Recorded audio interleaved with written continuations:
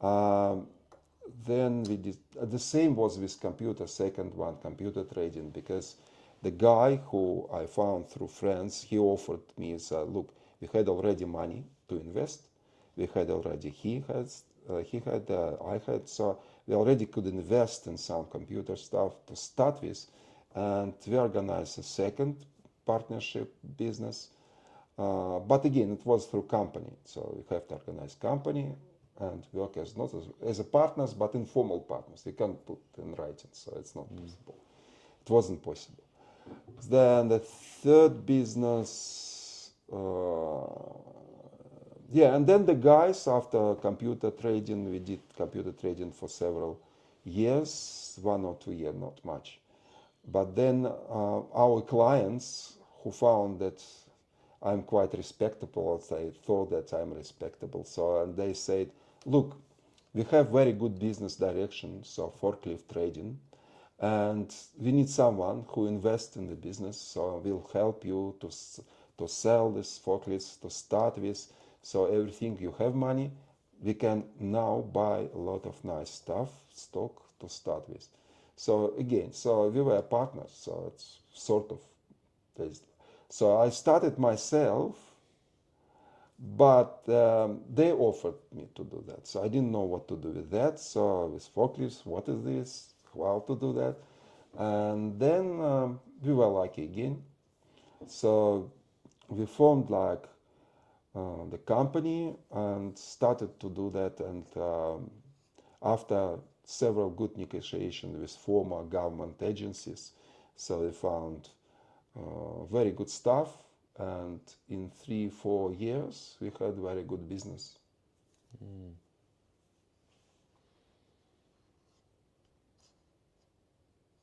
What year was the business started?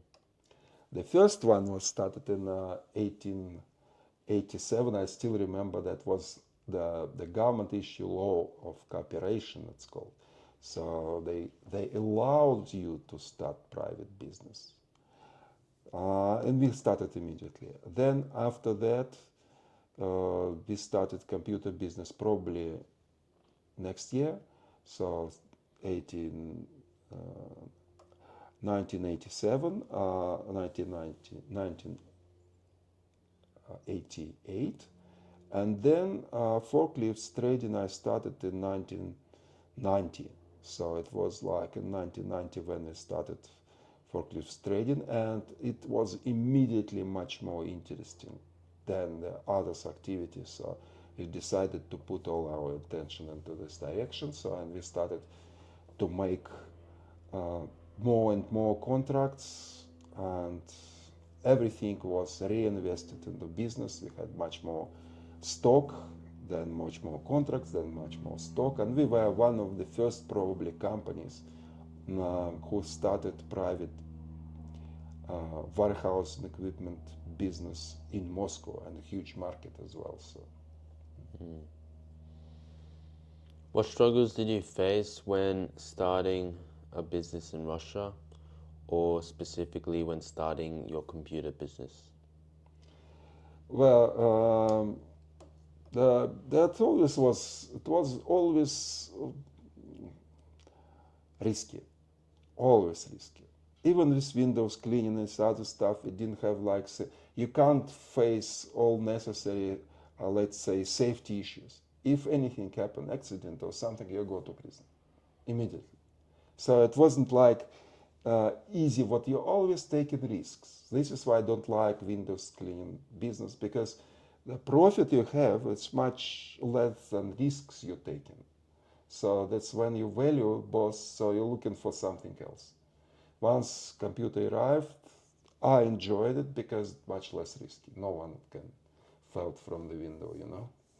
So, but there was different types of risk there. So you always, in general, it was the government needed personal computers. The government in Russia, Russia those days, they didn't have any sources of personal computers. So what they did, they organized some agencies who were buying computers from private people. Private people, mostly international students, mostly international visitors, they brought computers and sell that in cash. And the government agencies, all organizations, including private organizations, they couldn't deal with cash at all. It wasn't allowed. So it means that we were just like middlemen between the government organizations and the private people. That's like called a NGO, non-governmental organization. It's where if Yeah, something is illegal for the government to do, the government gets other companies to do it for them, or they make their own companies that are not the government to do what the government can't do. that's right. That's right. So they did that. So they did these agencies who could buy for cash. So and these agencies were full of young people, like really young, maybe 18, 17, 18, no, not 17, 18, 20 years old. So uh, they were military organizations. So they were private, but uh, they were covered by military organizations, which were closed. Military organizations couldn't do anything with private people, so they organized for them. They organized this private company who could do with private people like we were. And we were just buying computers somewhere, bringing to them, and then sell them. So, no, but buying computer, buying that for cash. So it means that they're always taking cash with you everywhere. This money was sometimes very heavy, so taking a lot of money just to buy computers. And we already had some criminals around, so just if someone knows that you always pick money, so it's quite risky. So that was another risk because you're always with cash. Yeah.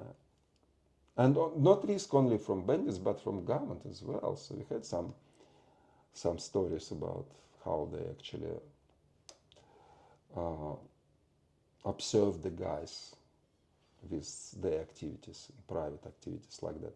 This what I don't like as well, didn't like as well, because it wasn't like half legal, half illegal. So it was like you're a middleman. So you from the face of the government you're legal, you have entity, everything, you're doing contracts for the institutions, for the organizations, but in real life you're from the other side of your buyers, you're just normal person. So it's like you're buying for cash from private person as a private person, you're not buying it. So plenty of that kind of tricky stuff there was those days. So which are a bit of bending. Uh, Were there any scams where they sell you like a fake Chinese version of the original computer? no, there's nothing was like that. So they were mostly IBM, so they were mostly coming from Western. I don't actually remember any like sort of Chinese versions of that. No, no, it was just it wasn't reasonable to make fake stuff because they can buy normal stuff then sell it. So it's straightforward. So I would consider just Fake stuff cheaper, more profit. wasn't it was profit. It wasn't like that profit. So it was like profit which goes through the system which started to be broken. For example, computer those days computer just normal computer was cost let's say $1,000 US. invest. Yeah.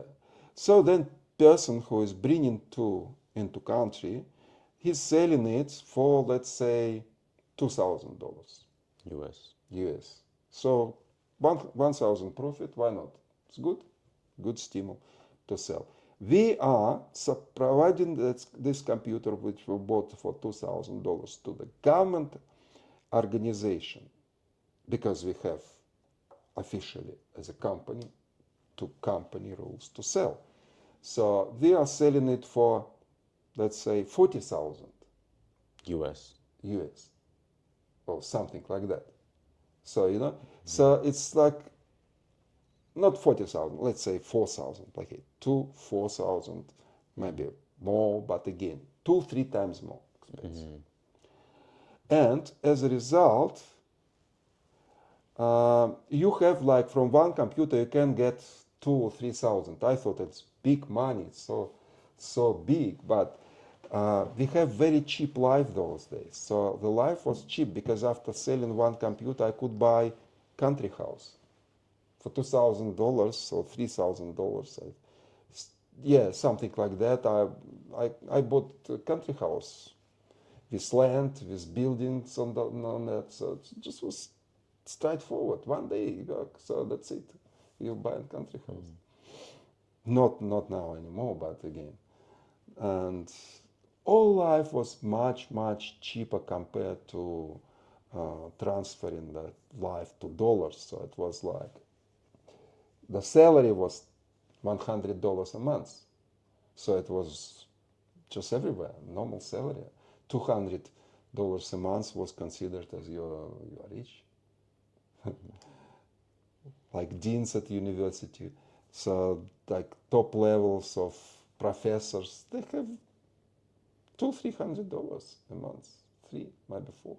Connections different, so they had some other stuff, but the salary was nothing.